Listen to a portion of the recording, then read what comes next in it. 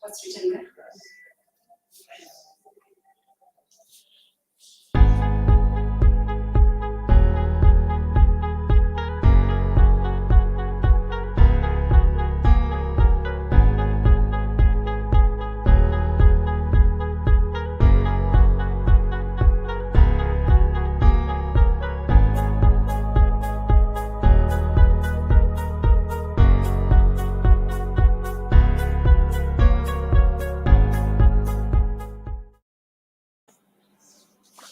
Just last month, 2 ventures from Nairobi walked away with grant funding worth $6,000, 1 year of incubator membership, and $1,000 of incubator membership and 1 year of mentorship.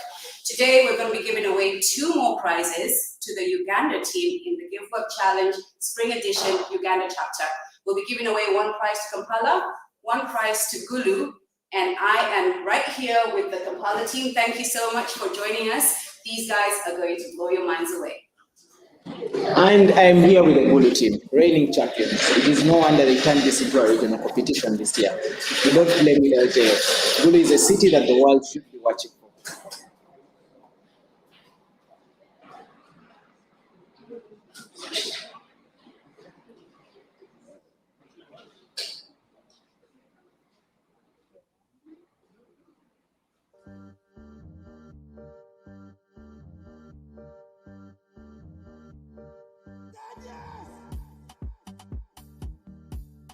Hi, I'm Gertrude. And I'm Norman. And we are Team Lettuce Oils. The Get for the finals. Cheers.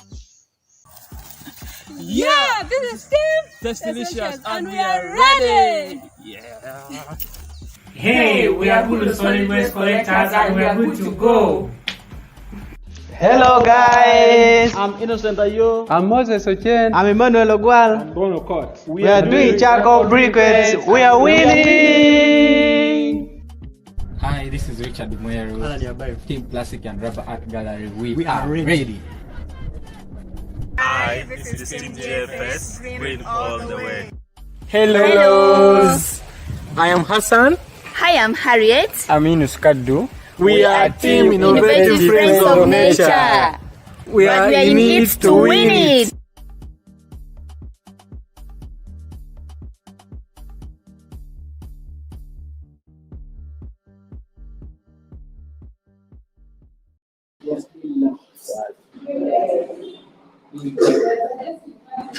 Many years ago, Sama officially launched as the brainchild of Lila, funded by a business competition, just like the Give Work Challenge.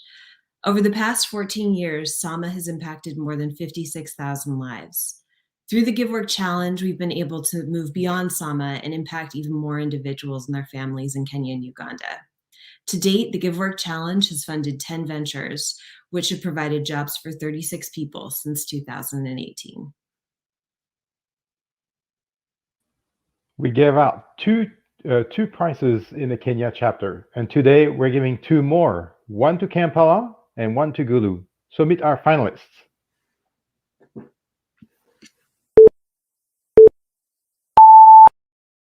Welcome to the Kenyan chapter GiveWorks Spring Edition Challenge 2021. Lila had this vision to bring the idea of giving work full circle and founded this challenge to really bring this full circle by supporting and empowering our Sama workforce and others in our community to give work by creating amazing businesses. So ladies and gentlemen, we are giving away $6,000 cash grant today, $1,000 incubator membership, and a year mentorship to 2 ventures. Let's meet our finalists for the GiveWorks Challenge Spring Edition. Hi guys, this is Team BD. We are here to make big. Keep calm. Hatu is here to win. Hi, my name is Faith. Hello, my name is Daisy. Hi, my name is Cleophas. We are Selala team. Art is what to make others see. Guys, you are Drive here and I'm Benon Siele. I'm Harry Rotich. I'm Oscar Witty and we are happy to be part of Give Work Challenge Spring Edition. We are looking forward to the finals. See you there. Judges, are you ready? Thank you, Hatu Pepper. I really love the fact that your products are based on recycling, which clearly is important for creating a sustainable environment. I do have a question for you. Where do you source for your raw materials? And if you were to scale, how would you sustain the supply of raw materials for your products? We get our product from our households. When you buy a packet of milk, we advise you to keep the papers and we come and buy them from you. We buy a kilo at 3 shillings and that kilo consists of like 20 papers. So it is also saving money and also it's like giving a commission for what you have when you give us that product. And we use fibers such as bamboo, plastic, and paperboard, which are always eco-friendly. Kenya. Why wouldn't somebody else do what you're doing?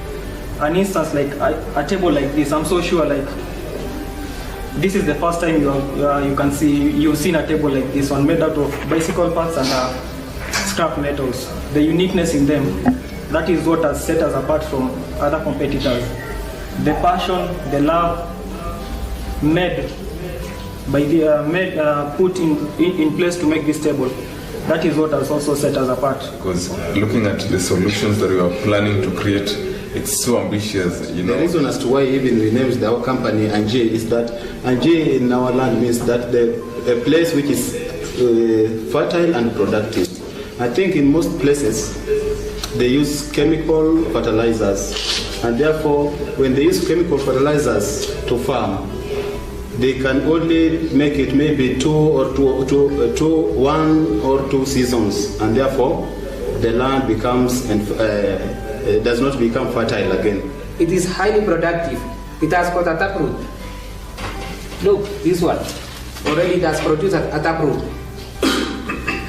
which help to sustain it during drought season. A very innovative idea. Your Drive is an app that is integrated with Google Maps that helps you identify expert mechanics around your locale. Being a female driver in Nairobi, this is real for us. We have whole stories of what we have suffered at the hands of mechanics on the road.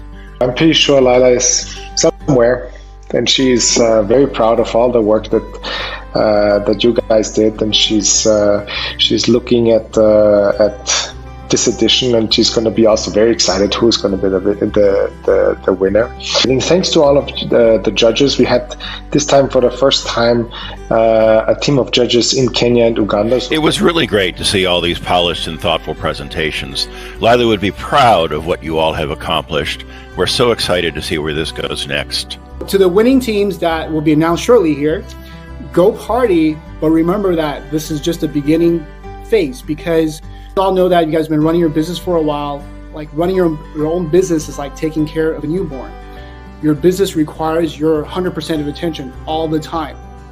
Johan, could you please do us the honor of announcing the first winning venture in the Nairobi chapter? Certainly. It's always a real pleasure to be involved with these Give Work Challenge events. I've been a judge in the past, and I know just how hard it is to sort through all of those really compelling presentations. And I also have seen firsthand kind of the amazing work that all of the teams do. Of course, we can have, we have several winners today, but there's one that it's my pleasure to announce. So that's kind of the easy part. And this is a prize. It's $6,000 in cash, $1,000 in mentorship, and then also access to this network of alumni and local, regional, international business leaders who are also resources for these winning teams. So the first winning team of the 2021 Give Work Challenge is Eurodrive. Congratulations to the team.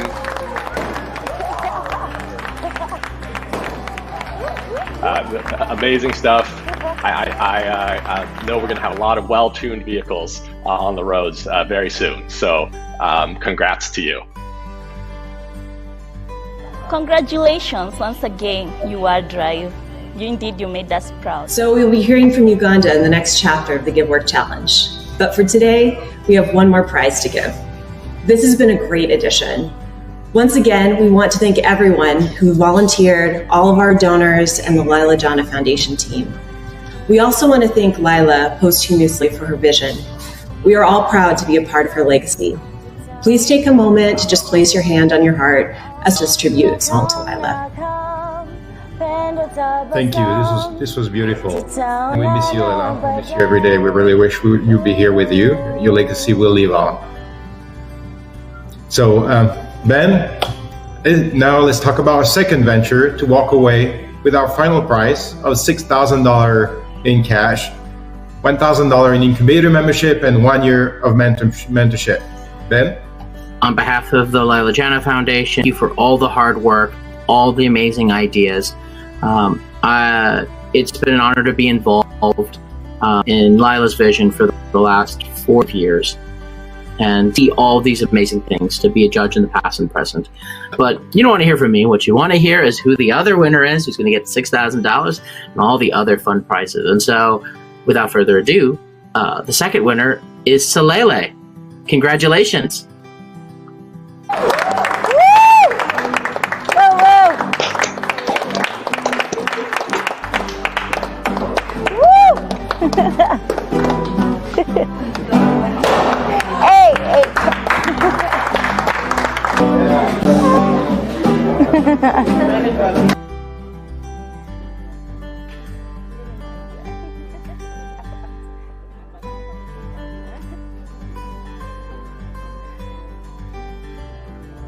Foundation. I think we've all said this multiple times, but thank you so much to all of the entrants, to all of the incredible efforts that everybody has made to another incredible edition, and pulled off again virtually.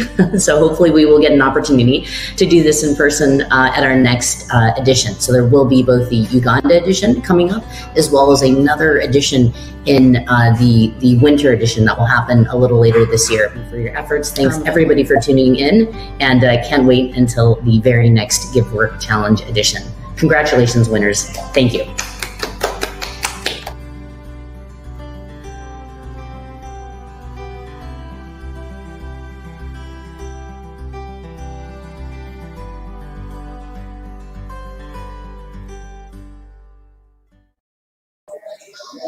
What started off as a car park discussion between Lila and Tassilo has become my favorite event of the year. And I really want to thank all the people who've worked as volunteers for the Give Work Challenge. I want to thank the board of directors. You guys have been so supportive. But a special thanks to our donors, all the people that believe in the summer vision. We also want to thank our judges, our regional judges, who brought to us our winners for the Nairobi chapter. That is your driver, Salele. Meet our judges. Hi, everyone. I'm Lillian Kiplanget, a program lead here at Summer and an innovation champion within the East African community. I'm very excited to be part of the Give Work Challenge Spring Edition Uganda chapter. Congratulations to all the finalists. The fact that you're here today is evidence of all the hard work and passion that you have poured out to your businesses. So I wish you, I look forward to hearing more about your ventures today, and all the best. Thank you. Good morning. My name is Billion Okotojewa. I'm a community organizer, the founder of the Billion Foundation, and Mandela, 2018 Mandela and Austrian Leadership Programs alumni. Today, I'm so excited to be here and to see I've seen some of the amazing work that the team Uganda have been working on, and I am so excited to see your presentations. All the best to the teams. Hey, finalists, congratulations. My name is Gloria Katusime. I'm the co-CEO of Endiro Coffee, a tree-to-cup coffee enterprise. Very excited to be a part of this judging panel. You are all winners, and so I just want to say you should feel good about being at this point. Your ideas, your very innovative ideas and solutions to current economic, social, and environmental challenges have brought you to this point. You have done well, and all the best. I look forward to hearing all from you. Thank you. Hello, everybody. My name is Wahiga K. Muturi, founder of Let's Create Africa, which is a social enterprise, communication social enterprise that will bridge opportunities to people at the bottom of the pyramid. I'm so happy to be with you all, and I'll be part of the judging panel. I'm so proud of all of you because you're really part of the group of people and organizations that are out to change the way tackles poverty. So, hey, we're here to make make all of you win. The rest will be up to the team, the Sama team. Hello, I'm Lloyd Taylor. I'm the chairman of the Lila Jana Foundation. I've been working with Lila for well over 12 years on building out Samasource on the board. I know that Lila would be very proud of all of you. Her passion, which I fully share, was to bring work to the people of the world. I'm very happy that we can all collaborate in doing this today. Congratulations to making it to the finalists, and I'm very excited to see the upcoming presentations. Hi, my name is Tassilo. By the way, Liliosa, that was an extremely emotional video. I think it's so beautiful to see everything that you guys make happen. It's really amazing. Well, with no further ado, I want to kick it off with our first contestant, Plastic Rubber Art. They introduced their business last year for the first time. Now they have evolved. I think they have already their first corporate individual clients. And well, go ahead, guys.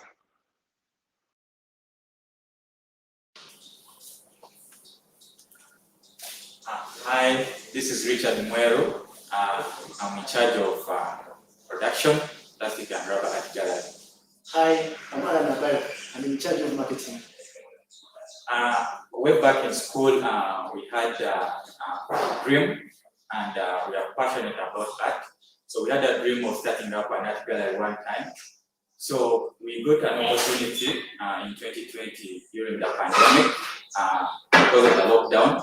So we took advantage of the lockdown since we were not working and we had enough time. So we happened to assess the environment.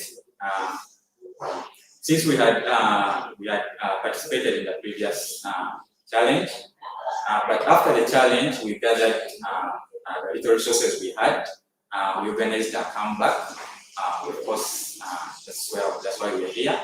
So we realized that where we reside in Kamwcha, there is increase in waste disposal, especially around the environment. The waste disposal include the waste plastics. We looked at bottles, glasses. We looked at rubber. So we decided to go be picking these waste from the environment because they were hazardous and they were causing stagnant water because they were blocking the drainage channels downtown where we stay, and they were creating breeding places for malaria. So for mosquitoes, which was leading to malaria. So it was causing environmental pollution, that is soil infertility. Yeah, they were causing poor sanitation. So we came up with ideas of adding value to this waste. So we create beautiful artistic pieces out of glasses like these bottles. This is now made out of threads. We stick threads on the bottle as we design. This one we use super glue. We use African fabric. This one is paint. You paint and we put art on it. So we use also plastics to make table mats. We make these table mats. We make also wall mirrors out of rubber tires of motorcycles.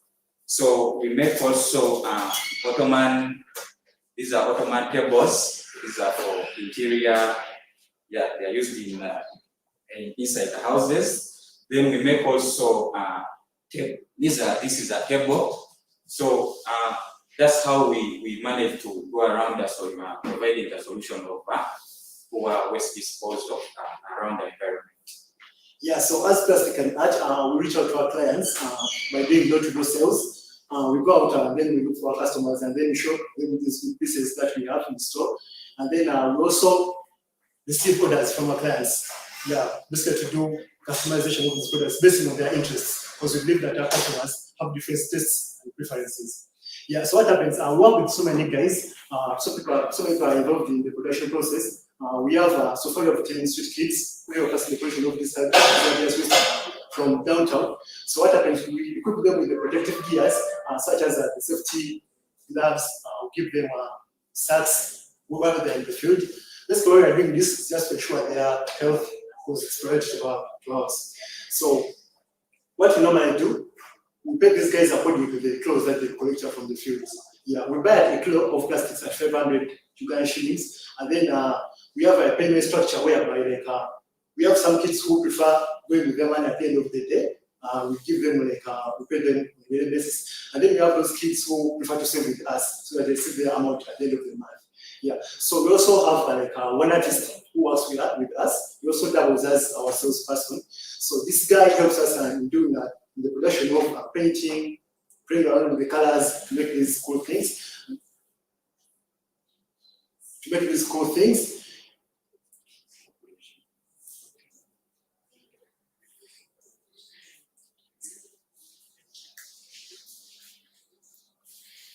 Time is up. Thank you.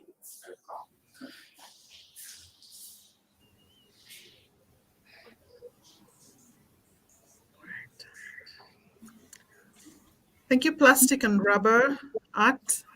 I really love that your proposition is about solving real problems in our community right now, which is pollution, and that you're taking actions for the environment and ensuring a sustainable environment. My first question would go around, how have you structured your sales plan? How do you see yourselves growing? I know you've talked about and you've given us a list of some people that you sell to, but what's your overall sales plan? Okay, so for ourselves, what happens? We are focusing right now on the local market. We are catering for those the customers that are locally in Uganda.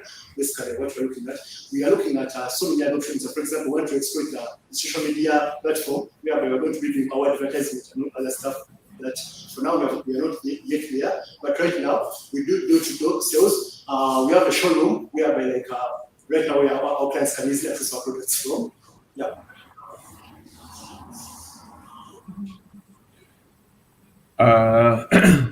Good work, Plastic and Rubber team. My question is, I've seen a variety of some of your products. Which one is your best sell, and what the cost for that best sell? Which one, like the one that people love to buy a lot, and what are the costs? Yeah, so far, the bigger number the products that customers are interested in these interior decoration bottles, because we have got a number of customers making orders and they use them for interior decoration because we give them chances of making their choices. Then also the Ottoman table. So this one and the bottles have taken the priority amongst the customers.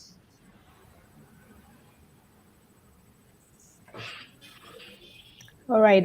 My question, in addition to Billian's question, is how are you distinguishing yourself from other companies that are making similar products? Because there are quite a number of products very similar to what you're doing, recycling, plastic, and rubber. So what is unique about your products that other people do not have? Yeah, thank you. For us, we focus on creativity so much, and we believe creativity can make us stand out there. So we are sure that right now the fabric and application of the fabric on these products, it hasn't gone viral, or even so far we still have it alone. So we believe that if we are creating new products with new designs, it's going to help us stay in the market, because we realize that most of the competitors we have, they do more of the paintings, and so for us we add value, which makes us stand out and stay in the competition.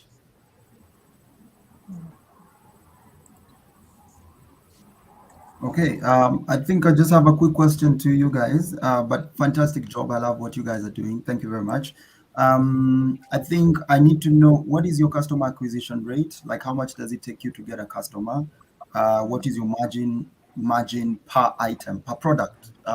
Also dependent on the fact that you guys are selling many products. What is your best product and what is the margin that you get from that? And last but not least, how much money do you burn per product, both to advertise, to market, etc., etc., before you even take it to the market? So, yeah. Firstly, a bottle like this one made out of threads, it goes for 25,000. A bottle made of fabric, sticking of fabric on it, this one goes for 35,000, all negotiable prices. And this painted bottle goes for 20,000, still negotiable. We have this table, goes for 350, that is a negotiable price. Then we have a mirror like this one, goes for 80 to 100,000, still a negotiable price. And the Ottoman table goes for 120 to 150, also negotiable price. Oh, okay. I think you didn't get my question.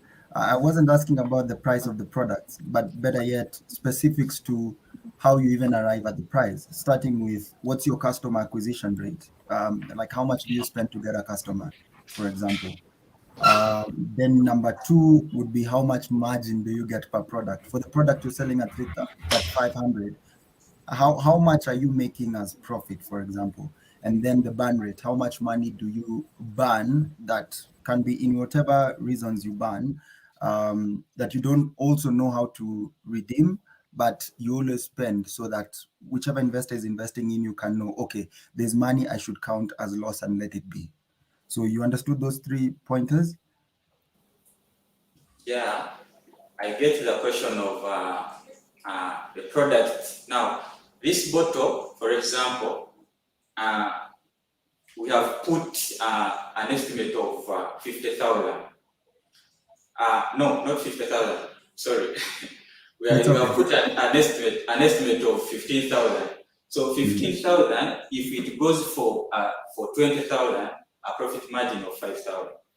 And this one, I said it goes for 35,000, but the profit here, we have put the amount of 20, it goes for a 10,000 profit.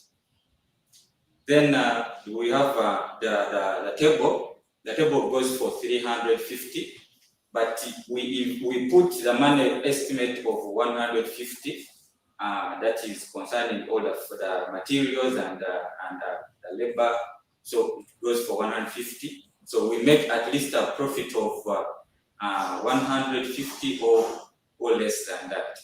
So if we are to sell this one, we have put an estimate amount of 60,000, the glass and the tire. So we sell it at 80 to 100,000. So the profit margin here can fall in between there of at least 40,000 to 50,000. Then this Ottoman seat goes for 80,000. That is the price, but the beginning price for making it, we go for 50,000. That is the knitting and everything. So that's why we sell it at that much of 120 to 150. So we have a margin of roughly 80,000 as profit.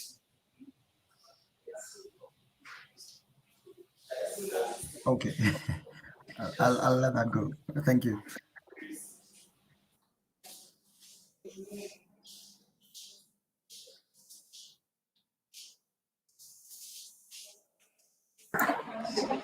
All right, what a great start. Thank you, PRA.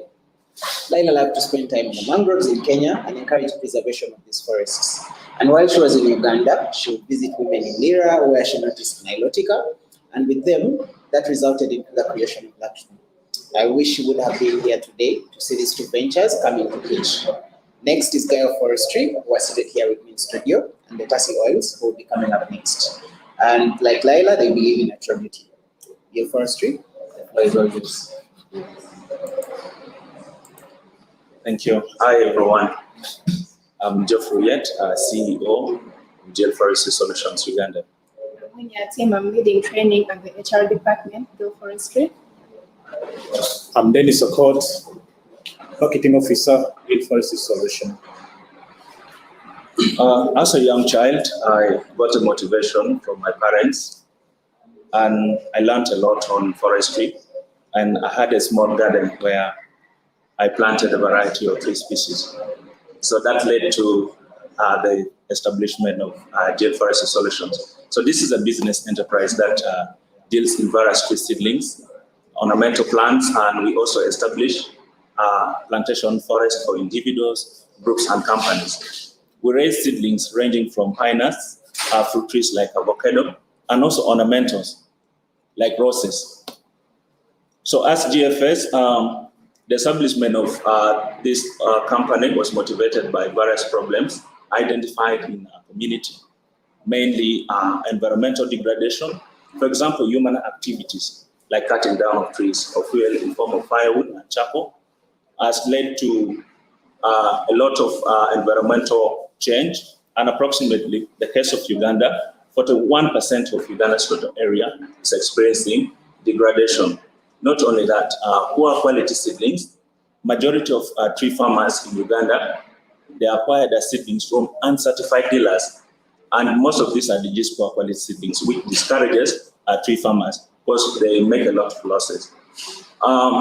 As GFS, we aim to achieve the following solutions. Currently, we are restoring our forest cover by raising and providing of tree seedlings. We also participated, and we are still participating in the Go Green projects, and we are also establishing forest for clients.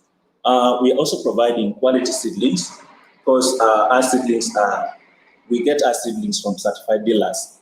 And we're also providing employment opportunities to our local community, especially the youth, because in the case of Uganda, 60% of Ugandan youth are unemployed. And the rate of unemployment, an annual increase, we have 2.48%, which is very high. We are also providing training and also creating awareness campaigns. Our target markets are the local community, the non-governmental organizations, farmers group in the community, and individual farmers.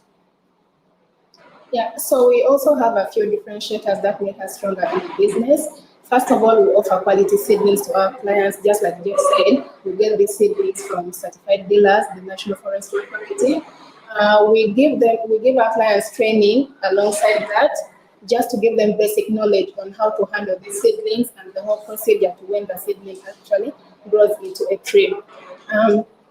We have good packaging. We provide biodegradable materials that are actually breathable and allow these seedlings to survive amidst all conditions. Our prices are also friendly compared to other dealers, and it gives us an upper hand in earning more customers. And besides that, we give our clients testing just to give them an assurance of whether these seeds are really trustworthy and they can yield out of it. And above all, good customer care. I can assure you that the customer care of our clients is actually very, very good, and this sells us a lot. As you're a happy client, we'll continue marketing you even far above, and this makes us stronger in the business. As GFS, we have a price comparison chart, where this one, the marketing team has done a great job. This one is updated it's updated after every 3 months. It gives us a competitive advantage over our competitors, because we are able to see what the price for National Forestry Authority. We are also able to see the price of other competitors like Uwepo Tree and Plant Nursery. Yeah, so more than 1 million species are at a risk of extinction by climate change. So we are trying to push very hard for the SDGs as well, the global goals. And we are doing this by achieving the 13th goal, which is about climate action. We are also looking at goal number 8, which talks about decent employment and economic growth. We do this by giving the local community employment and all that is covered. And we believe with going green, yeah, we will help preserve our environment. That's it. We hand it over to the judges.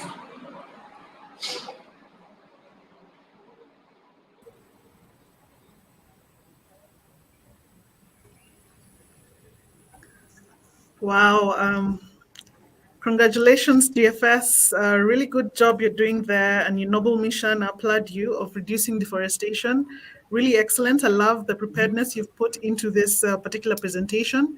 My first question would have been on your differentiating factors, but I'm glad that you've brought that out very clearly.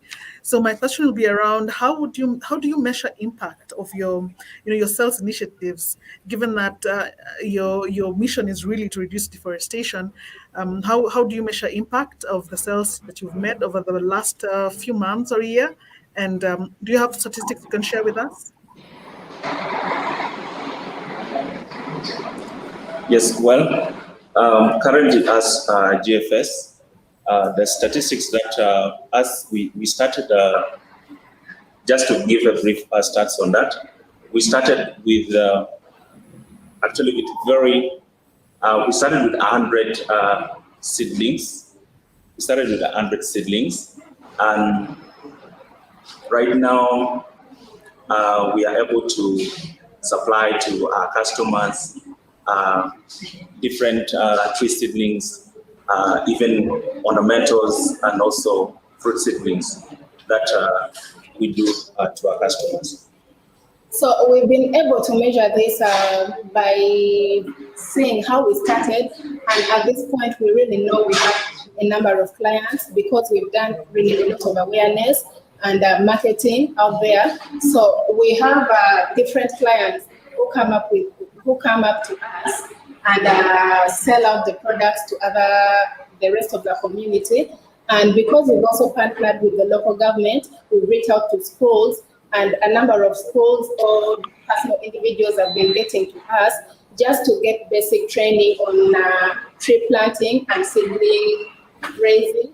And yeah, I think with that we can actually measure how successful this has gone or how far we've gone, because at least we gain trust from the local community.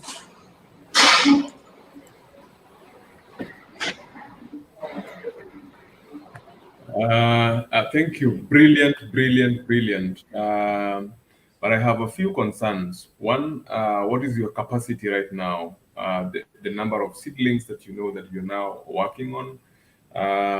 Two, I know there are many factors. There are peaks and off peaks. During rainy, dry seasons, most of the time people don't plant trees. What are you working on during that time? And the third one, I know this is a market that, it's tricky because tomorrow you can wake up and there's an organization, a CBO or an NGO that is doing the same and providing the community with free seedlings. So are there plans to maybe have a, sustainable plans, program, either working with the government, working with the local government so that it is sustainable, so that you don't wake up the next day and there's an organization next door that is doing the same and giving the community for free, because our setup, people would go for free things. So those are my concerns. Well, that's a great one. One of our sustainability strategy that we have established a GFS demonstration farm, which we have planted pines and then the eucalyptus, and they're really going well because those are the tree species that really don't take a lot of time. 5 to 6 years, you're able to sell them and then get some money. And then you talk of the dry season. As GFS, we have also diversified our products in a way that there are some seasons that favors tree seedlings, and there are also seasons which are specific for fruits, and then there are also seasons which really favors the ornamental plants. Yeah, so in that way, we are able to run like throughout with that. When this season is not favoring maybe tree planting, we have the ornamentals, we have the fruit seedlings, and that way the business keeps going irrespective of the season. The marketing strategies that we are employing is that we normally get efficient marketing strategies, like things like social media and other online marketing is not all that appropriate to the local community. So our strategy is that we normally go to radio stations and have a talk show about our products. And radio stations can reach so many people within the community because people have radios. They could listen to they could get information about our products. So that's the strategies that we're using for our marketing. Yeah, and then we talked of what if someone like an NGO comes and offers free seedlings to the community, how that would affect our business. Yeah, we know that is a possibility, yes. But then, just like we said, we have really good customer care. And most times, customer trust is very key in business. And that is how you earn loyal customers. So I think that wouldn't affect us so much because the way we handle our products and sell to our clients and the fact that the products are really certified and genuine, it gives them that choice to make, like whether to go with us or go with the free. Because you never know, maybe the free aren't even like the best, of course. Yeah, but because we get our seedlings from certified dealers, that is a great assurance to our clients. And we believe by so we can keep our clients coming back and back and back again. Okay. Well done. Yes. Well done, GFS, on that great solution on restoring the environment. Just again, on regards your business proposition, the impact is very clear. You're doing well on the trees, the seedlings, the fruit trees, but I'm still finding it hard to understand the business and how sustainable this is. So I would really want to know from you, specifically in regards to your sales. How are you? I know you're selling this to the community, but how much money are you making per tree?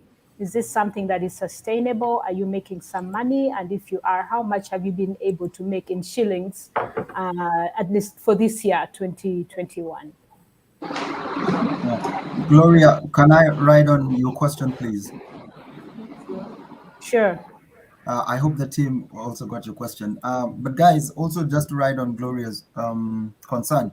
I know even with talking about the numbers that you have, let's look at the output and outcome. When I look at the impact, you talk about training, employment, and campaigns as part of the impact that you've put out. So could you please give me any numbers on that? So that we also know what trainings have you done, how many of them, employment, campaigns, all that, because it was something you mentioned as a win for you, for your organization. Okay, let me talk about sustainability in geoforestry solutions. We normally buy a pack of seeds, like if you buy 100. So what we do, we normally put it in nursery bed, germinate, and those seeds we sell it at 500 shilling, Uganda shilling, and the profit that we get, if it accumulates, like it depends on the different plants. For eucalyptus, we normally sell at 500 shilling. Yeah, so just to be clear on that, we buy our seedlings in kilograms. Yeah, so for example, I'll use eucalyptus. When we obtain like a kilogram of eucalyptus, that goes for about 100,000 shillings in Uganda. And after we plant these seedlings and sell them out, we make about 400,000 shillings out of it, which gives us a net profit of 300,000. And I believe that is pretty much sustainable. So Jeff will give us a highlight on how much we've made as far as this year is concerned.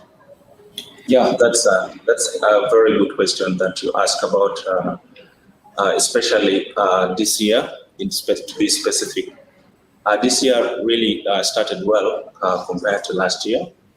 And this year we invested 4 million on the different tree species. So far, what we have right now as net profit, that is from Jan to September, we have 2 million as a net profit on the different tree species that we have at the nursery.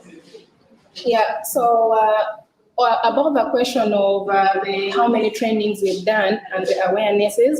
So first of all, we have a timetable for all that. In a year, we carry out like 4 awareness campaigns.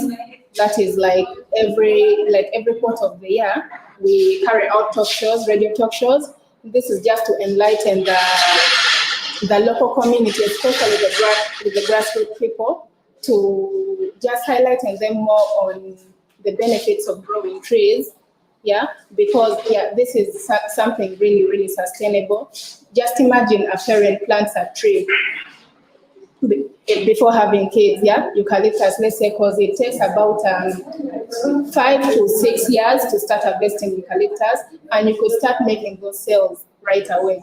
And in that way, I believe this parent, once the kid is like 1 year, by the time the kid is clocking maybe 10 years already to join secondary school, you've really made some money out for yourself, and it could help sustain your family, plus pay the tuition of your kids in school. So we really encourage these farmers to go planting these trees, especially eucalyptus. That gestation period is not that longer compared maybe to pine tree that goes for about 25 to 30 years.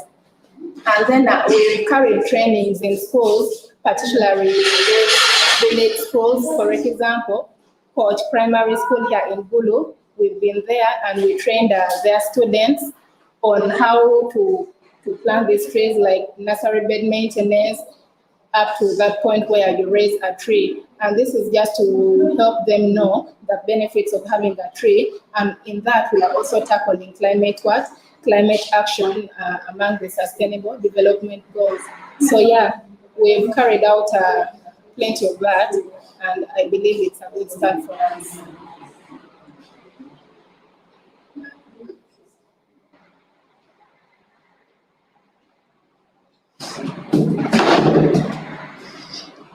All right. Thank you, judges. Thank you so much, GFS. I think that's your time. Thank you. You can leave. So as Letasi walks in, GFS just gave me an idea. Ask yourself, when did you last plant a tree?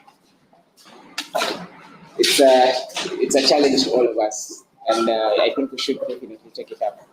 So the next team that is coming up is Letasi, and just like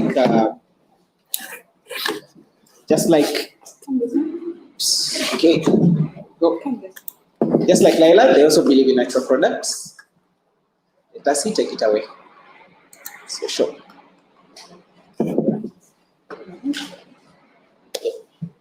I'm Maurice Trevor.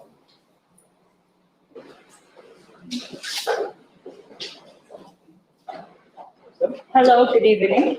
Good evening, it's Maurice. Norman. I'm Gertrude, and we are Letasi Oil. My name is Gertrude once again, and I'm here to let you in on my biggest secret. Scarred from scabies at the age of 12, low self-esteem, psychological torture, and ugly defined me. Medication only distorted my skin color and killed my esteem. My dad gave me a red tin of red shea butter, and he instructed that I apply it to my skin and in my hair as well. The red tin granted me a second chance to objectify beauty, and creating Letasi Oil quite right suited that cause. Our main aim is to empower and engage young women to take part in the world in a way that creates lasting beauty, promotes afforestation, and advocates for healthy living. Letasi is a liberal articulation, meaning with love. We focus on young struggling mothers within the region who we train and employ in the various processes, ranging from production to packaging. And it's on this basis that we name the enterprise Letasi, because our products are made with the touch of mother's love. We have made $100 in average per week in profits in the last month through direct sales, or with the recommended prices for same body and air being 200 mils going for $3, eucalyptus ranging from $2 to $9 at retail prices, and at wholesale going for $2.5, $1, $8 respectively. Letasi is a registered business name with the Uganda Registration Services Bureau, and currently in the process of getting Uganda National Bureau of Standards certification to boost our sales in and out of Uganda. We are honored to serve our clients and therefore set a strategic plan in motion, for instance, door-to-door vending, kiosks, supplying market stalls, and online at our Letasi media platforms on Twitter at Letasi12 and Facebook at Letasi Oils. We are in partnership with Our Touch Packagings, Monteya Women Support, Yami Deliveries, Gulu City Delivery, and Border Delivery to ease transactions and enable our clients get their products in the comfort of their homes. Paperwork is in completion as we're working on contracts with Gigi, Jumia, Chiku as their famous and trusted market and delivery sites so as to reach old and new customers alike. Our products are extracted with utmost care, keeping in mind about customer satisfaction. Letasi oil products are 100% organic, handmade, chemical-free, vegan, affordable, and can stay on shelf for up to 24 months. Our products are rich in vitamin B6, vitamin E, and are highly recommended for anti-aging, lowering cholesterol levels, skin healing, skin glow, skin elasticity, disinfecting wounds, and healthy, clean, wild hair growth. Currently, our production rate is 10 liters of oil on average per day. It is a great threat to our everyday growing market. We intend to mitigate this by acquiring more efficient machines, automated, to use electricity to ease production, hence to increase production from the 10 liters to about 100 liters per day. In the next 2 years, we hope to increase our revenue and profits gradually by at least 30% every quarter, which is $396 to $514 in the first quarter, and in the next 2 years, $5,653. Operation-wise, we anticipate to purchase our own land and construct our own factory to cut costs of renting. In the next 2 years, we hope to expand our customer base, to sign contracts with pharmaceutical and cosmetics companies, and selling of shares to boost our capital base and sales as well. The team is headed by Gertrude Goom, who is our CEO and founder and has a diploma in human resource management, Bruno Machals, who has a degree in development studies and a certificate in social media marketing, and Nogaba Morris, who has a degree in sales and marketing and is the head of production. Thank you. Letasi oils, natural in every drop. Thank you.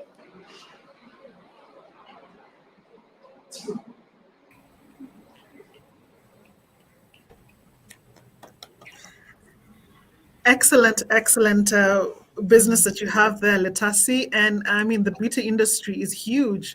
And I love that you're using natural resources that's already available in Africa in plenty to generate income and also teach people about healthy trends. So excellent work. Now, just from listening to what you're saying, you talk about $100 per week in profits. So essentially operating as a cottage industry, a small scale door-to-door sales kind of plan. So I really want to understand, what is your business strategy for scale?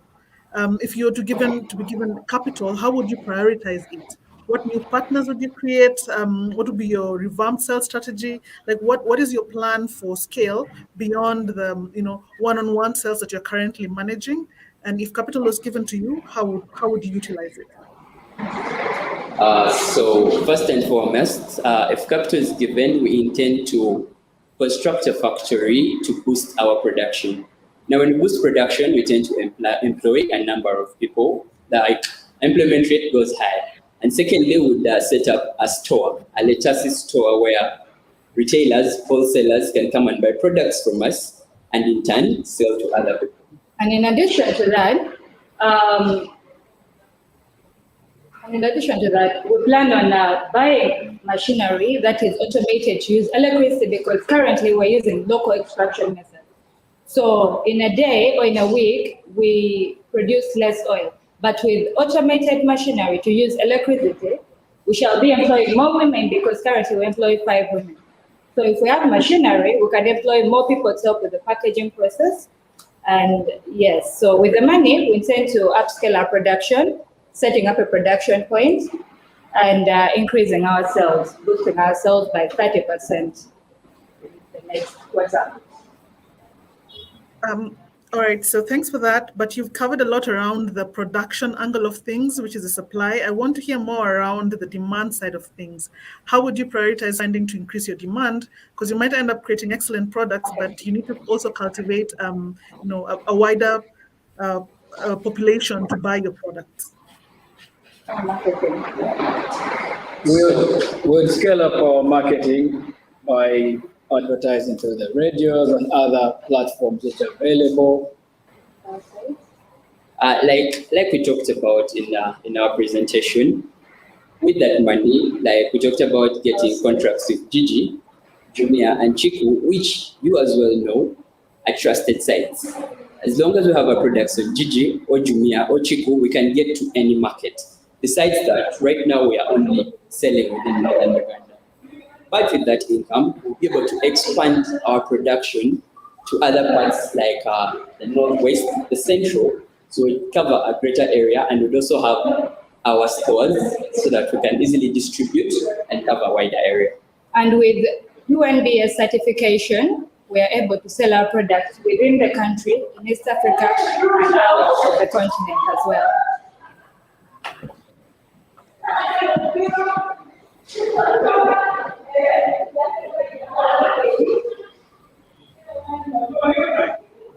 That's it from me.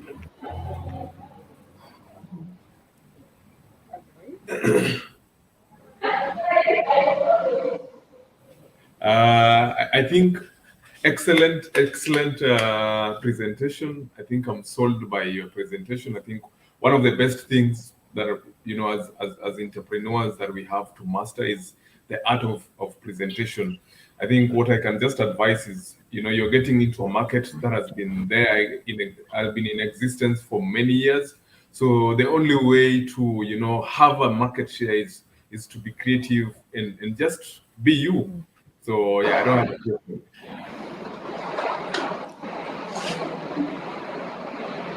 All right, Letasi, well done.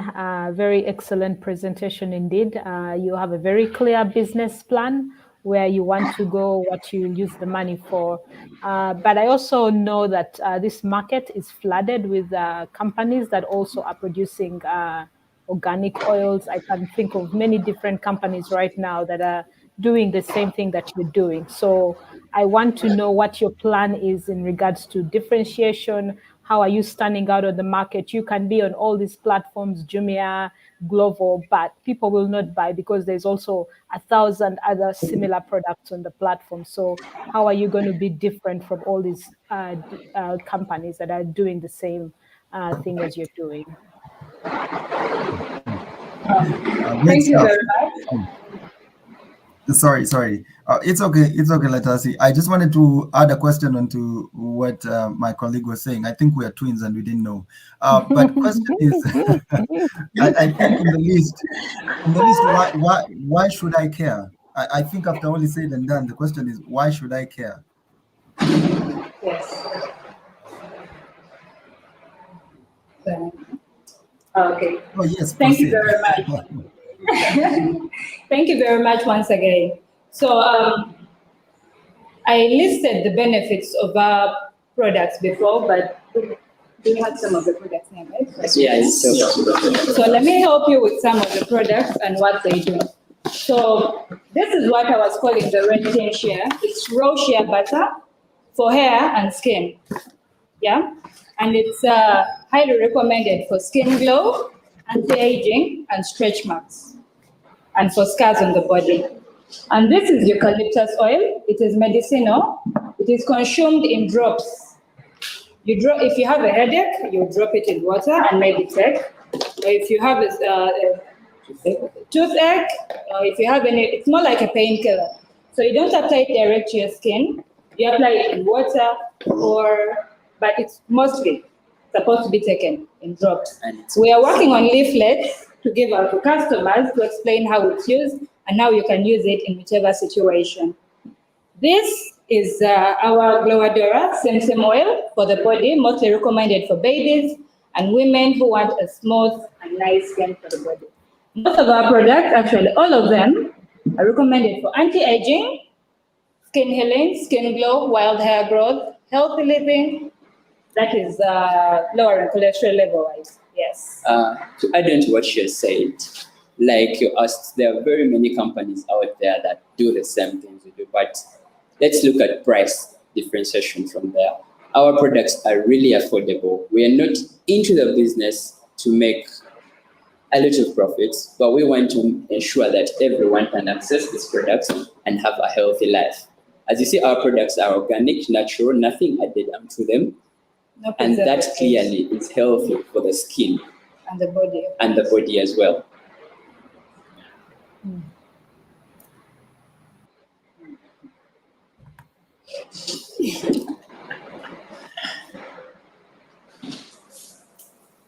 Thank you so much, Letasi Oil and Geoforestry. So it's everyone's responsibility to fight climate action. We got together with Geoforestry and the rest of the team in Gulu, courtesy of Geoforestry siblings, and we went out to plant trees in Gulu. Take a look at this.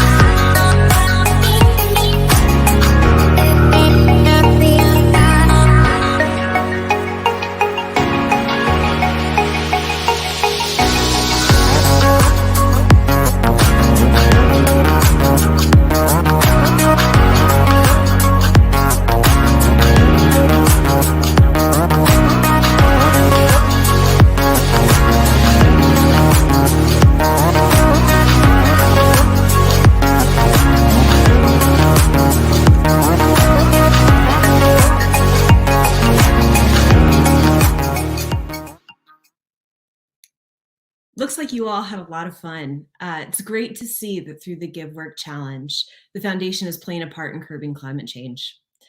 These pitches have been amazing, and what great products and high impact solutions. As some of you may know, I have a 7-month-old baby at home, so Latasi's focus on providing employment for mothers really resonates with me. I'm excited to try Latasi oil myself and for my little one, and I want to get some other new Sama parents in on this. So we're going to give away bottles of Latasi oil to other new moms at Sama. If you have a colleague who has recently had a baby, drop their names and their project in the comment section.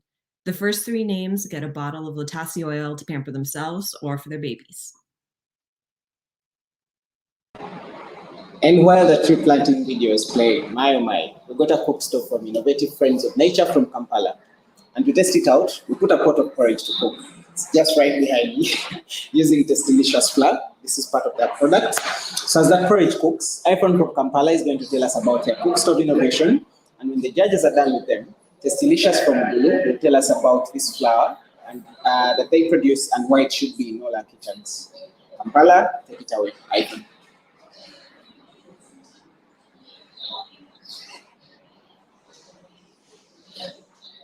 Good evening. This is how our business started. It happened in 2016 when I just finished my school. I had to go visit my grandmother in the village, and she was staying with my cousin's wife who was 7 months pregnant. We used to go to the forest and fetch firewood and come back and cook. But I could see we could suffer with smoke in the kitchen. But wherever I complained to her, she tells me she's used to. So on the 5th day of my staying in the village, I was washing utensils outside while she was cooking. We heard her screaming. Then we had to hurry inside and find out what could be the problem. We found she was falling on the floor. She couldn't talk and breathe. We had to hurry with her to the hospital. Unfortunately, she died. And the result coming from the doctor that she has been inhaling a lot of smoke for a long period of time, which caused her health problem and led to her death. It was so painful at my side. That's why 4 years back, with my aim, helping the women, mothers, and children who cooked in our day-to-day life and conserve the environment, we had to come with these eco-friendly stoves as a solution to the problem. Whereby in Uganda, 90% of the energy used for cooking is fuel, and 70% of the population are not connected to electricity and cannot afford cooking gas. This has led to increase of deforestation in the country. And deforestation has led to a lot of environmental effects, and including global warming. And also burning of firewood releases smoke, which affects our health with the women and mothers who cook. That's why, as innovative friends of nature, we had to come with these eco-friendly stoves, whereby we made them by recycling metal scraps and we mold them into different sizes. These stoves ensure less firewood used for cooking. It uses only one piece of firewood. It ensures less firewood for cooking, save our life with the women, children, mothers who cooked, reduce the effects of global warming, and a lot of problems which are caused by deforestation in the environment. Our market cover entire population, such as school, prison, homes, hotels, and restaurants. How we reach our customers, we use WhatsApp, Facebook, and then newspapers. We are trading with you, so that when they're out there, they can generate money on their own. So we are training them how to make briquettes, how to plant trees, and then make this beautiful cooking stove. Also, we have a serious goal to eliminate the use of firewood and then charcoal. And we are designing a briquette that uses banana peelings, rice husks, maize pods, cow dung, and so on. Lastly, we don't want people to use firewood or charcoal. We are designing a cooking system that will be using sunlight. We want to use sunlight this time for cooking. And we are going to use sunlight. We are going to make a design of something of this kind, a big one, and put outside. And when we pour water like this, down here will form a concave lens. And when you put out, the light will be concentrated at one point. And that one point will generate enough heat that will be enough for cooking. And then you bring your saucepan, then you put down. So you will be cooking outside using sunlight. And if you do that completely, people will not be using firewood or charcoal. Thank you. Innovative friends of nature save the lives of cooks and save the environment. Thank you. Wow, innovative friends of nature. Is it a movement? Can we join? Well, very nice initiative. I love the way you have used the personal experience and transformed it to a solution that affects so many lives. So I applaud you for what you're doing so far. I'd like to understand a little bit more about how the stove works. How does it save energy? And also, do you have any numbers around sales that you have done, or is it still a work in progress in terms of developing the product? We have products in very many places. Even right now, our boys are working. This very week, we have installed 7 cooking stoves, 3 saucepans, mostly 3 saucepans with another in the kitchen. In fact, people have started realizing that their kitchen is not yet completed. To be completed, the difference of it has to come into the kitchen. So we are doing a lot of things. Unfortunately, some stoves are actually so big, we cannot carry them here. So we decided to carry these samples that are portable, that we can move with. Otherwise, for a stove that can be used by a school, it's actually so big and uses bigger saucepans. So we go there and construct it on site within the kitchen of the school. And then when you ask about how it saves energy, remember this stove uses 1 piece of firewood at a time. But our conventional ways of cooking, someone just piles in wood into what? Into the charcoal stove. But this is different. It is created in such a way that it's insulated inside. This piece burns to compression slowly without a lot of heat lost to the environment, whereas releasing what? Very little smoke to the environment as well. Since there is no heat lost to the environment because of the insulation in the stove, that means food is boiled quickly and faster as compared to other rudimentary ways of cooking, whereby there is smoke everywhere. And then on the other hand, these briquettes that you see here, we are embarking on the journey to eliminate the use of this firewood.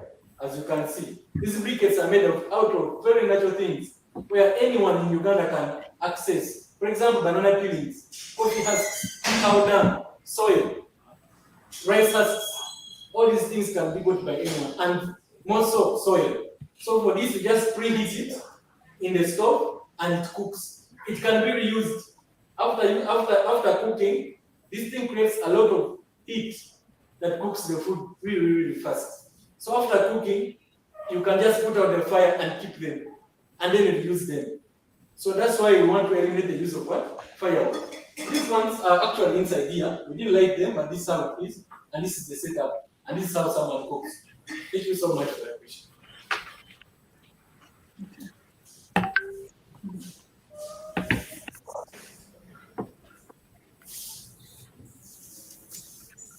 All right, innovative friends of nature. Wow, I love your passion. I think great entrepreneurship starts with passion, and I can tell that you're really very passionate about this product. And I'm also very impressed by it. And I want to ask you about this product. What does it cost you to make? One, you said you have different types of stoves, of these clean stoves. So what does it cost you to make that stove? And then maybe tell us the different types of stoves you have and what it costs you to make them. And then also what the sale price is.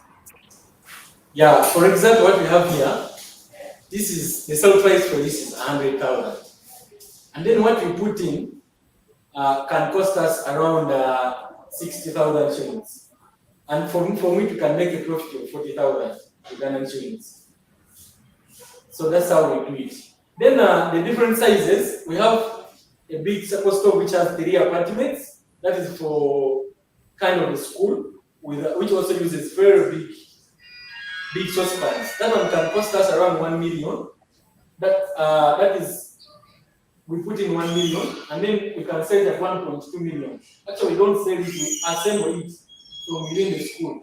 So there we can get a profit of 200,000. Because some of the material, like we told you, is insulation, it costs a lot. But remember, you have to feed over 1,000 students in the school. That means someone will need stove. For the way it makes the work easy for the cooks in the kitchen. Yeah, so this is 100,000, and this goes for 80,000. For the 80,000 one, we can incur a cost of making it from around 40 to 50,000. We can get around 30,000 profit. Thank you so much. Okay. Then there is another design which we put in the kitchen. Can be 2, 3 stoves with an oven. The oven that can bake cakes, can roast yam chomo, and so on. And that will cost 800,000. And we have installed 4 this week within Kampala. And the boys are still working out now.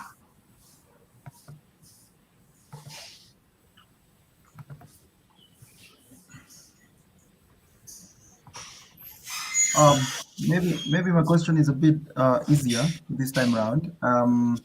Looking at the products that you have, are you planning to get them across the border to any other country? And why do you think you'll be the only one managing to do that? Like, won't anybody else copy what you're doing? Yeah, we plan to actually. Our plan was first to expand it to Uganda. Remember, we are now in the central region, which is Kampala, and in the northern region. That's where we're actually doing what operating right now. But our main target was, first of all, to go through the regions in Uganda. We wanted to take it to the west, the east, and then also around the northwest and northeast part of the country, before you actually come out of what? The country. Remember, with business, we might aim higher and then we crash in the middle. But our main goal is, after we have so first submerged the market in Uganda, we want to go up as far as East Africa. As we do what? We do expand. Actually, one of the reasons we are looking for these funds is more so in what? In expanding our business. Okay, so I repeat again, because you've answered the first part of my question. If anybody, how will you stop anybody from copying what you're doing?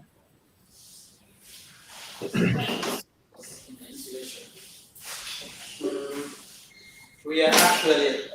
If you don't have an answer, it's okay to say you don't have an answer. No, we do. Okay. We do have an answer. Because remember, when you're making these stoves, okay. What sets it unique is the ability to insulate. What? To insulate the heat. So there is a metal we put inside here that helps in insulation. Unless when someone, to copy what we do, someone will have to dismantle what? We need to first trade them. To dismantle the what? The charcoal stove to get what we do. But another thing, we are not being rude to the what? We are not being rude to the country and the people we are with. We carry out training. Because remember, in the village, someone might not afford this charcoal stove, but they want to cook safe. We are using clay, we are using mud to mold stoves that cook better for them with their local material that is what? On the grounds. We are not being rude to the environment, and we are not being rude to the what? To the people. Our main aim is to save the environment as long as taking care of our people. That's why we are expanding it and taking it to the villages. Because we have a training board, and this is our leader in the training and the field section of our company. So we do that, and for a local person who might not afford 80,000, we do it locally in their kitchens with the mud and the available items in the village. Okay, so let me clarify again. Last time, you're saying if I come with the money, buy 10 of your stoves and copy them, can't I remove you from the market?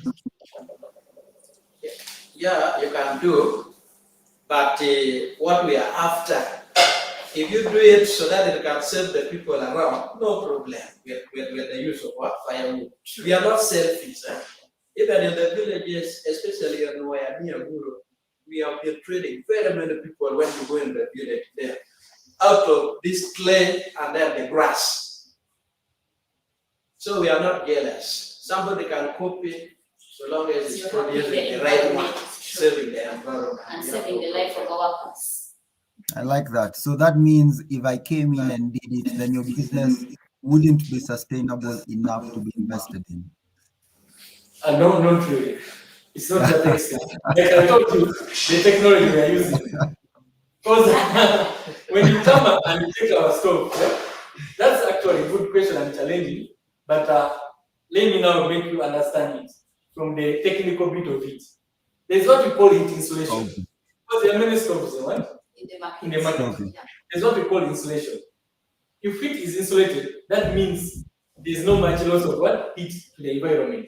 And this is the uniqueness. Like I told you, if you find this stove that is made already, to copy our technology, you have to dismantle it. Remember, it's already assembled. And if you came and worked in a school which has these stoves already made, I think it will be possible for you to copy the technology that they're using, seriously, on a serious note. But if you took this, it will take you time to dismantle because of what we put in here. And besides, unless you are a good chemist and physician to understand our insulation technology really. And you will not kill our backyard. We have to different design. If you copy this material, you will be like with 13 different design. Okay. But thank you so much, iPhone. Thank you, Aidiga. We could do some follow-up questions after, but because of time, we have to move over to the next participant. So thank you for your life-changing innovation and sincere condolences to you for your loss. No one should lose their lives trying to make a meal for their family. Bruno, you had mentioned that you have an iPhone cook stove in Gulu? Are you cooking anything on it? Is it Taste Delicious porridge? Maybe Taste Delicious can come up and tell us why we should have Taste Delicious flour in our kitchens. Yeah, they surprised us with some porridge, and they're bribing me with a cup. So I'm going to take it, and I'll tell you guys later how it tastes. But as I do that, Taste Delicious from Gulu are up next. Please take it away. Hello, everyone. I am Wandek Brian. And I'm Margaret. I strongly believe that everybody deserves to live a happy and a healthy life. For so many years, children and lactating mothers have been suffering with a problem of malnutrition, which has resulted to poor child development, poor growth, and poor immune system. Now, if you are to take a look at the report by Uganda Bureau of Statistics 2018, you find out that Acholi sub-region ranks the highest with the rate of malnutrition, whereby the region has 30.6% rate of stunting, which is very high compared to the national average of 29%. HIV/AIDS patients also fall victim of the same problem since they lack nutritional balance in their diet, resulting to rampant illness and premature death. Well, that's not good. The good news is that we make porridge flour formulated with soybean, rice, silverfish, and pumpkin. Where soybean is a complete source of protein, pumpkin contains vitamin E, vitamin A, iron, and folates. Rice is a very rich source of energy, and also silverfish contains amino acids, which is particularly methionine and lysine, which is very good for our bodies. Omega-3 and 6, so good for brain development in children, is also found in it. Now, before we go further, we have a video that we needed to watch the impact of our product on a child that was carried on one of the clients that we deal with. Joe, you can show us the video.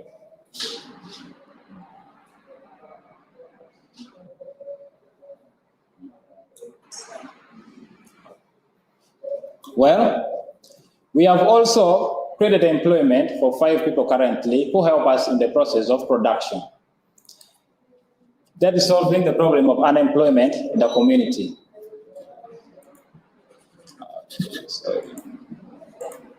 Well, looking at the business traction for last year, we started with an initial capital of $40 in the month of February, and we made sales of up to $57. There we gradually increased. In the month of July, 2 organizations took interest in our business, thus increasing our sales to up to $575 by the end of December last year. In average, we are making sales of up to $355 per month since January up to June this year. Why we needed to invest in our business is that we are looking at increasing our sales by advancing our marketing platforms, improving on our branding to attract more customers. We also want to buy a grinding machine to avoid and cut the cost of overspending in our process of production. We want to increase production to meet the straining demand of our product in the market. As we also look at getting transport means to facilitate the delivery of our product to our specific customers who needs them. Now, what makes us unique in this business is that we produce incredibly nutritious porridge flour, organically made 100%, and we are super sustainable in our packaging. And you see here. Therefore, we don't cause any harm to the environment because everything is biodegradable. As Taste Delicious, we also have a vision of seeing a community without malnutrition and health problems, with the mission to improve the health status of the vulnerable people and enhancing the income of our value chain actors.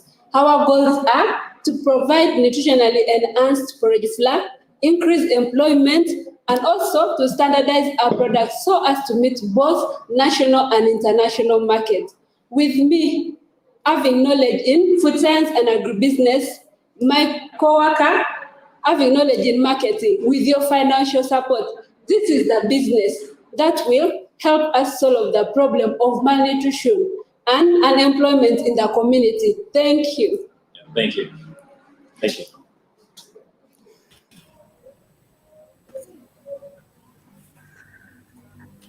Wow, just delicious. I have to ask Liliosa to come back with some of that porridge flour. I mean, we all want to smile the way that baby was smiling, yeah?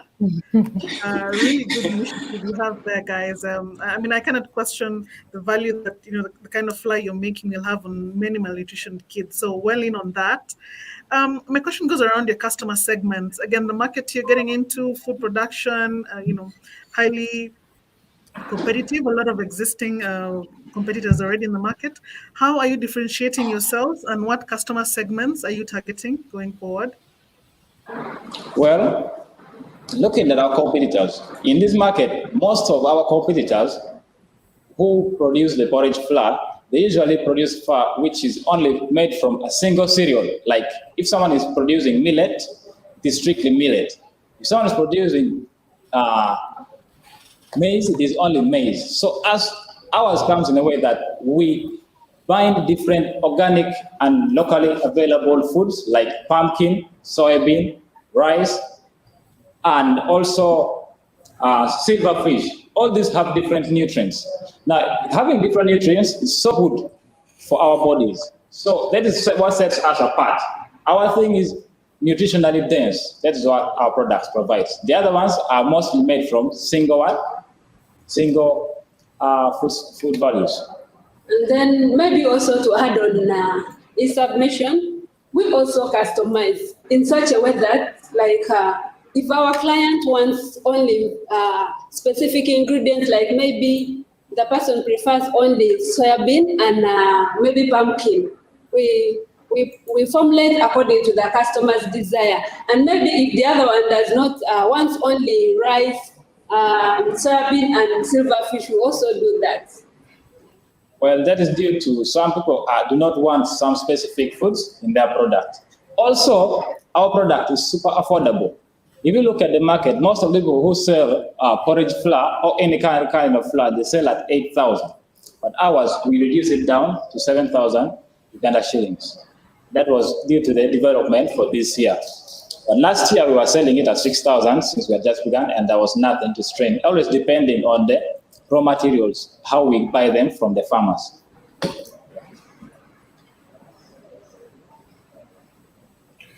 Okay, awesome. Good job. I have two questions, or actually three. One, is any of you a nutritionist or are you working with a nutritionist? So that is the first question. The second question is, I've seen you've mentioned, there's I think the contents of water contained there. So I carried mine today too. So in your packaging, do you have the facts that this is the amount of fat or amount of proteins, blah, blah, blah, that is in the product? So that is the second question. My third question is, dealing with children, and health in food needs certification. Are you in any way certified that you are able to do this, or we are still working on that? Thank you. Well, thank you. That was a very good question. I'll start by answering the first one. The first one is that as we in our team here, we have a nutritionist already, a person who is specialized in food science. That is none other than my friend here, my co-worker, Margaret. Me, I'm experienced 2 years in marketing before I joined Samasource. So that one's of the first question. Secondly, the question was about the content of protein and other food nutrients in the product. We have not developed that because our technology is not that much to measure that right now. But all we know is that the content which is found in this product are specifically like amino acids in silverfish, omega-3 and omega-6. We have vitamin E in pumpkin, vitamin A, which is so good to cut down with some antioxidant properties, which helps in cutting down or reducing the chances of women from developing breast cancer, and it's so good for women in puberty periods, mostly the process of pregnancy.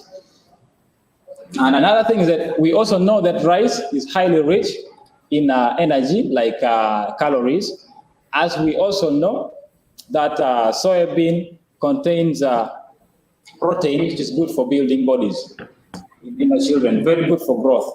Now, our product, as we are packaging them, we write those properties in them, but we don't put the quantity. But as we are looking at doing that, we have scientists whom we are going to them as we improve during the course of the year. Another quick answer is that for the other last question.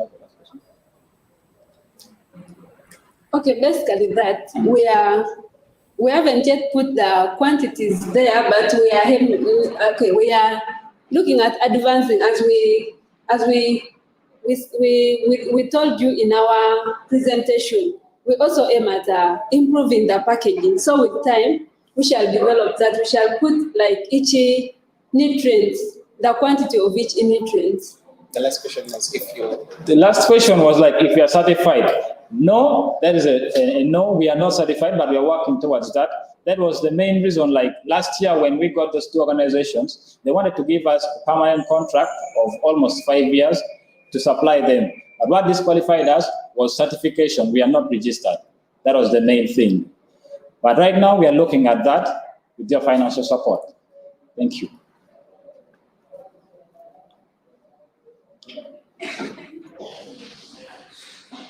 I hope Madrid, Rose, Perez, Maria, you guys are watching. Maybe instead of having tea during tea break, we should probably be serving taste delicious porridge.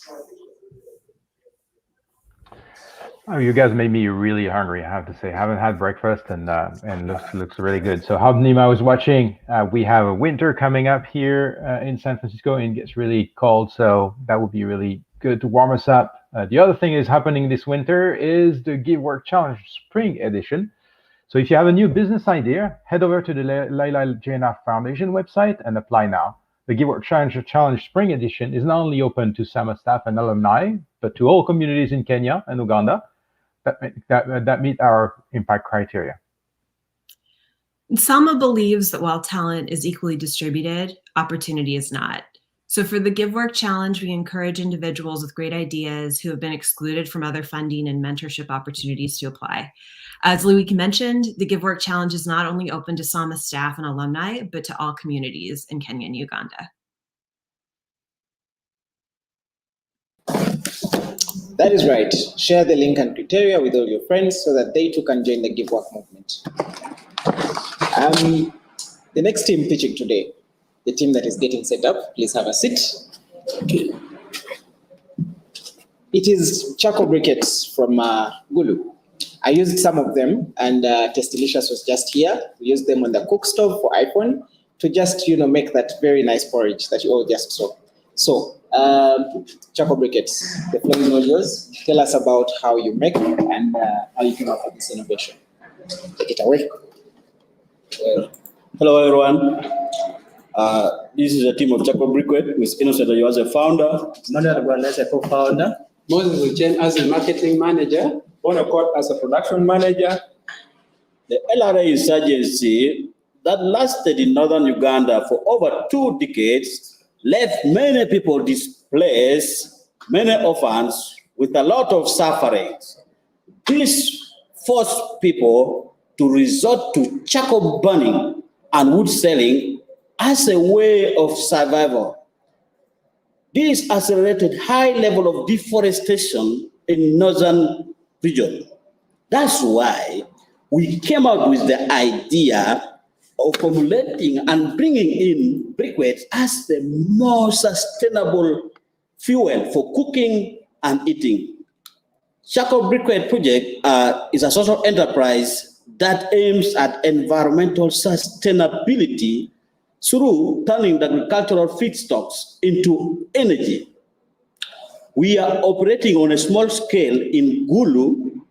However, we realized a great increase in our gross margin of 2,500,000 Ugandan shilling, which is an approximation of around $704 compared to 2019 when we just started, where we realized $800,000, which is just around $225 US. Our mission is to promote environmental sustainability, and the vision is to accelerate community transition to sustainable energy. We operate our business on 4 main core values of teamwork, integrity, discipline, and accountability.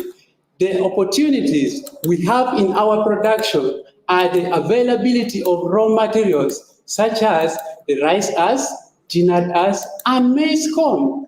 There is also ready market for our products. Favorable government policies of putting strict laws against deforestation, as well as community sensitization about deforestation dangers, is a great blessing in the implementation of our business. We offer different product designs of charcoal briquettes, free training services to the youth and women, as well as job creation. Our revenue models is through sales revenue from our products. Due to increased high health risk associated with the use of firewood and charcoal, the demand for our products has increased, and as charcoal briquettes, we are looking forward to expand our productions to meet the demand.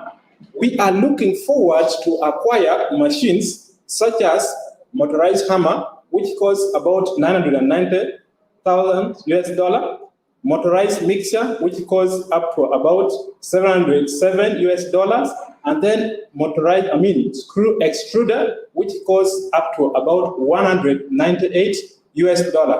Our strategy, our marketing strategies is through advertisement, where we use social medias, radio, talk shows, and we are also, after the situation has normalized, we shall also have trade exhibitions, and we are also sensitizing communities about our products. In this regard, also, as we try to expand our productions, we are also seeking for financial support so that we can upscale the productions to meet the demand. Thank you. We do sell our products from our main office here in Gulu. We also offer deliveries to our customers on orders. We also sell our products also from our different outlets here. We have 2 of them in Gulu. We do packaging and branding of our products, and we do sell them a kilo at $0.4, approximately 1,500 Uganda shillings. We also have a target market of restaurants, hotels, schools, homes, and poultry farms. Charcoal briquettes feel the energy. This is all about our business. Thanks for listening. Yes, charcoal briquettes. I'm feeling the energy right here. And I can tell that you have a very good sales team. Those sales are impressive, considering that you started last year, and there seems to be almost 40% increase in your revenue. So well done on the sales. Question is, if you were to win this investment of $6,000, what would you use it for? Well, if we are to get this funding, it will help us in scaling up our production, in procurement of modern machines like the motorized hammer, mixer, screw extruder, which will increase production and bring in more people in terms of employment and engage in the production process as well.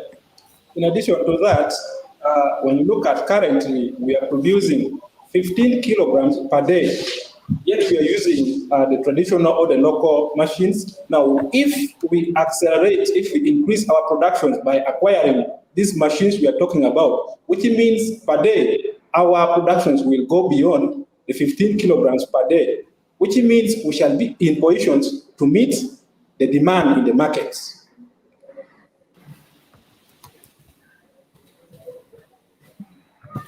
Okay.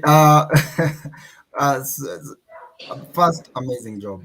Amazing job that you'd even take the step, the challenge to do this, because that's what sets out the other people from entrepreneurs, the ability to actually decide to begin and start and do something about it.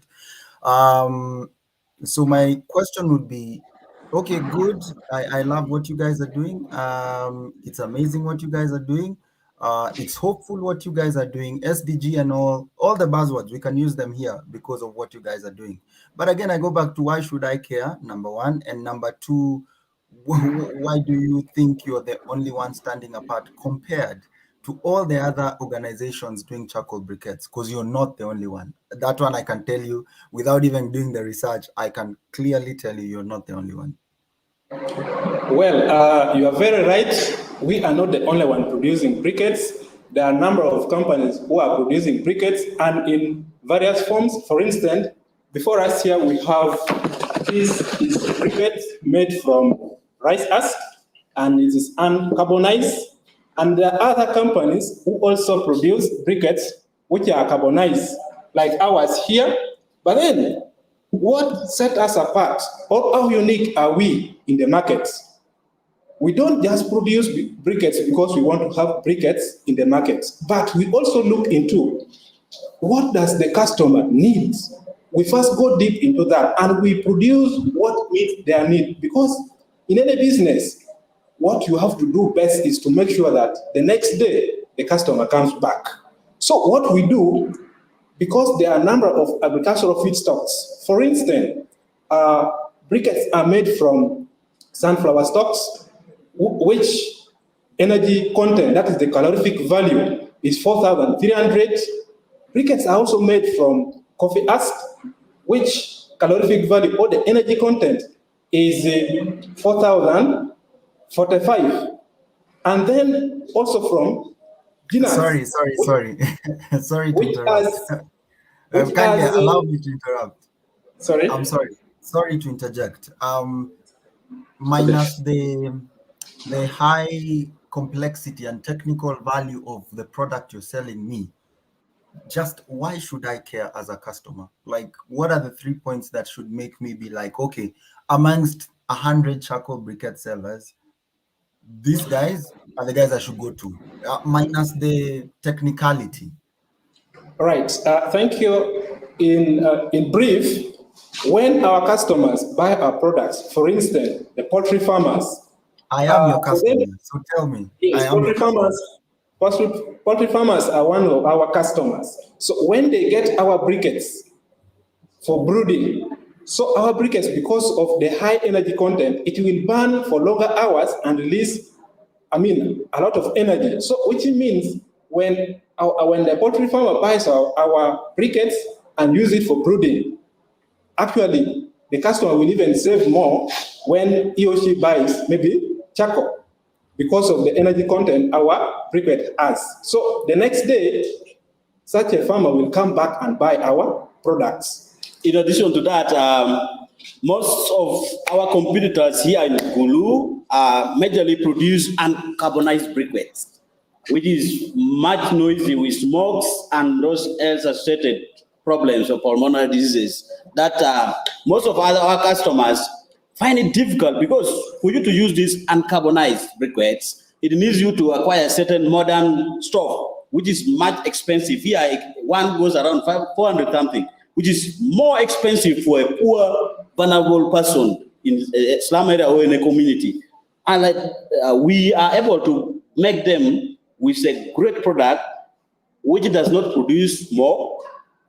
That means a cleaner kitchen. Secondly, it also burns for a long time, meaning that it's going to save your disposable money. The money that you would be spending on purchasing and buying other things, you would keep it for other things. Okay, to also add on what my fellow colleagues here have said, we really have a number of reasons and factors that set us apart from other people who are making charcoal briquettes.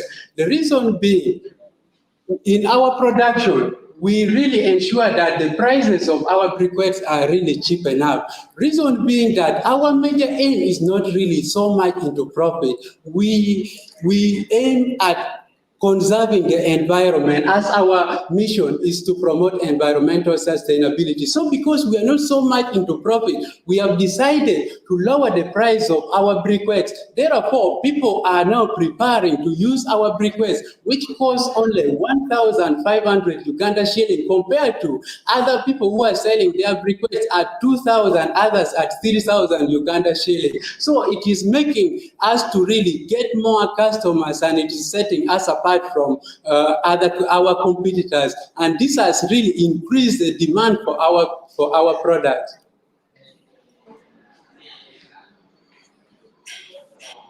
Wow, I don't know if it's just me, guys, but there is heat in the Guru studio. Of course, we'll be back tomorrow to find out the results of who actually wins the competition. But before we go, there's one more team that is still to take the stage. As the Lalajan Foundation, we encourage all our teams to have green business practices and be aligned with the Sustainable Development Goals. Gulu Solid Waste Collection is coming up next, and they have about 4 Sustainable Development Goals that anchor their business. Gulu Solid, take it away. Okay.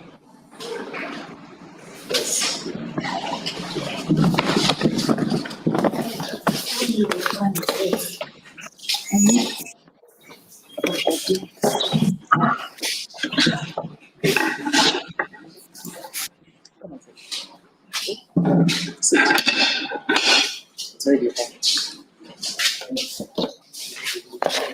All right. There we go. It's your turn. Very good evening to everyone. Before you is Gulu Solid Waste Collectors. I'm Ronald Goyochen. And I'm Gloria Jumping. Jumping right into it. With no formal waste management system in northern Uganda, it's a common sight seeing plastics discarded along roadsides, marketplaces, and generally public areas.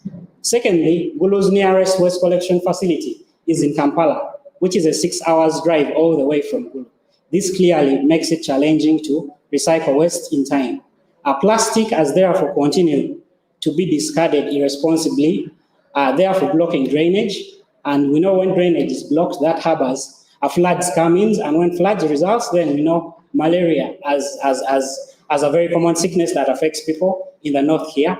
Therefore, due to this devastating effect, we started collecting waste in our backyard and then molding them into products that are sustainable and that people would use.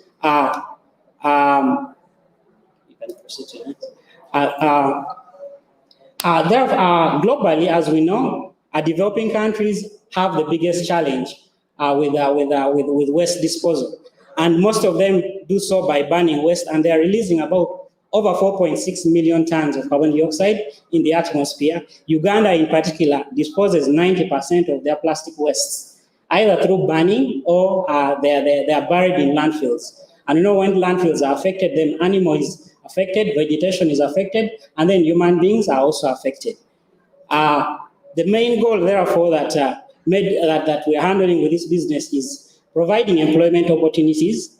That is the people that collect these things and bring to us. And that after they do that, we're able to mold these products. We're able to mold these items into products, among which include the face shields, as you can see. Face shields are utilized by the people in the healthcare industries. We also have a dummy of the pellets. These are used by the construction and manufacturing. And we're also creative with all forms of plastic. For instance, you can bring us a plastic bottle. Instead of us melting it, we design it into something else that is used. So besides employment and all these products, we are managing waste in the society. Giving you a quick run into how this is done. Step 1 is where we collect these plastics. Step 2, these plastics are sorted. We separate the plastic bottles from the polythene bags, and then they are melted. Step 3 is now how we mold it into the products that we have.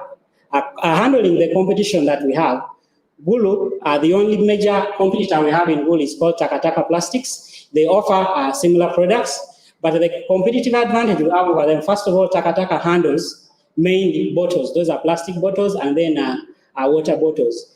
But our model, we are able to handle all forms of plastic, inclusive of polythene bags, as people call it here, caveras. Secondly, we believe our prices are fair enough they are competitive to attract the buyers that we need.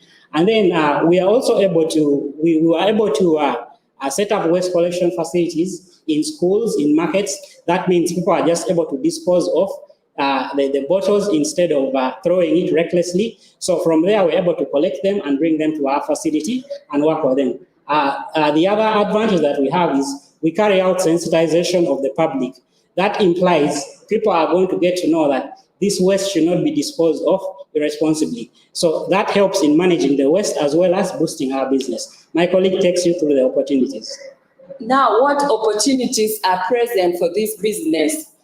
First of all, plastic is found littered all over in marketplaces, in roadsides, if you move around Gulu, even in landfills, on rubbish heaps, which means we do not have to pay for plastics, which is a major raw material in manufacturing these products. The second one is the increasing demand for sustainable products. You can see that due to the climate change and the effect of plastic on the environment, most consumers are really moving towards more sustainable products. And most of the products we make from the plastic waste are very durable and waterproof compared to their counterparts. Then there is also the opportunity to expand to other towns in northern Uganda and other parts of Uganda. If you study all the districts carefully, you find that most of them do not actually have a proper and effective waste management system. What is then the relationship between plastic waste pollution and the sustainable development goals? Much as it's not a main theme in any of the 17 SDGs, we cannot achieve the SDGs if we do not treat plastic waste management as a priority.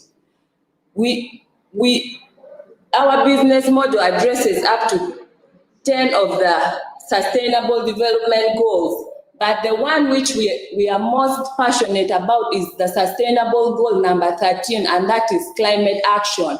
We want to recycle products so that we recycle plastic waste so that we can avoid environmental degradation. What do we believe in as a business? As a business, we believe that it is everyone's responsibility to work towards a healthy and clean environment. We also believe that everyone is created equal. Nobody is too small, or no one is too small to be recognized for the little things they do. So we believe that however little it is, we shall make that impact one day. Then it is also incentivized. What do I mean here? When we receive the plastic waste, we weigh it and pay the collector for the kilogram collected. In the financial year 2020, we managed to sell our major products, which is the face shields, the pavers, and the tiles. And from that, we managed to make a gross profit of about $4,534. Let us reduce, recycle, and reuse for the planet, for people, and for profit.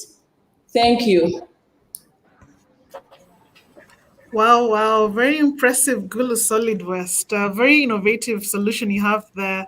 And I love that you are doing recycling, encouraging recycling, and also creating a sustainable environment. So well in on that. My first question is around extinction, the risk of extinction. Now, looking at the East African markets like Kenya have already started promoting, the government is instituting laws that would see, polythene bags being made extinct, and then now they're moving into bottles. And I see other regions like Uganda taking this up where, polythene bags as well as plastic bottles would be made illegal, and so they wouldn't be distributed. So how would your business remain sustainable if this is to be enacted as a law within your jurisdiction? And then my second question is around capital priority, given that you get you source your raw materials are sourced free, well, almost free rather. You really don't have to buy them. How would you prioritize funding if you were to receive it? So those two questions from me. Okay, I would like to start with the first question. Number one is the products that we have. Okay, let me hand the first question to my colleague. I can answer the second best. This business has shown the potential to adapt irrespective of the changes. We never knew we would at some point have to manufacture face shields, but with the coming of COVID, we really developed these products and we found that it can. But also, this business came out because we waited and waited for the Ugandan government to place a ban on plastics. The government usually weighs other options and puts them before the environment. For example, these plastic companies are paying taxes, they are employing people, and those are the options we look for. So the debate has been going on, but it has never been conclusive. Yeah. So secondly, your question was about sustainability. One thing, Gulu of recent has been upgraded to a city, and we know a city comes with population. So I'm very positive that the population coming will also come with some of these challenges come up, like waste management. As we know, Kampala, that has been a city for long, it has been a very big challenge. That is why, for those that know Kampala, Kampala is so fond of flooding. Now, flooding has resulted several times from poor waste management. So we are confident that even as time goes on, this business will be very sustainable. And it all goes back to how flexible we are. To also add on to that, sometimes we mix the products with a bit of other raw materials. For example, to manufacture the pavers, we put a little bit of the plastic, melted plastic, with a mixture of sand.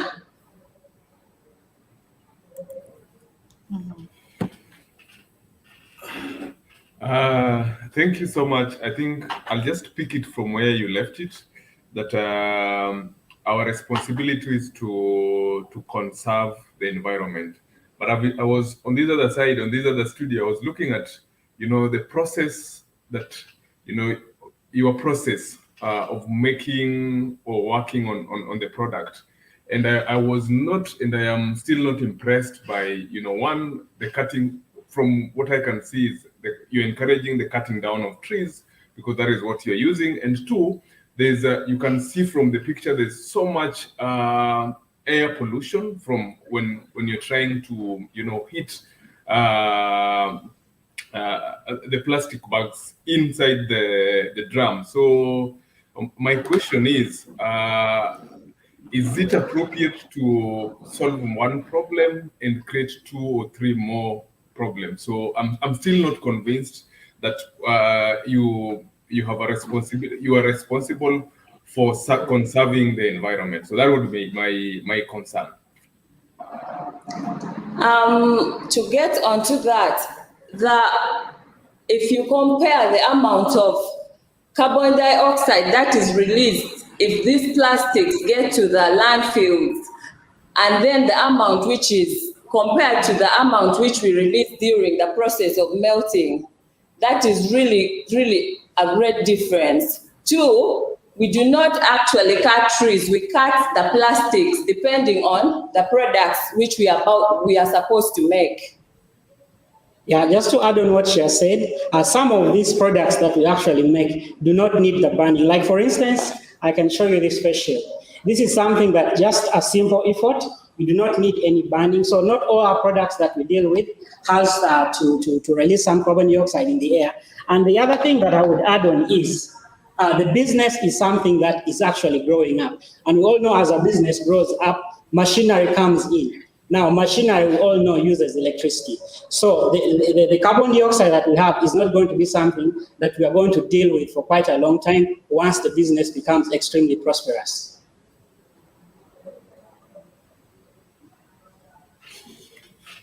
Thank you.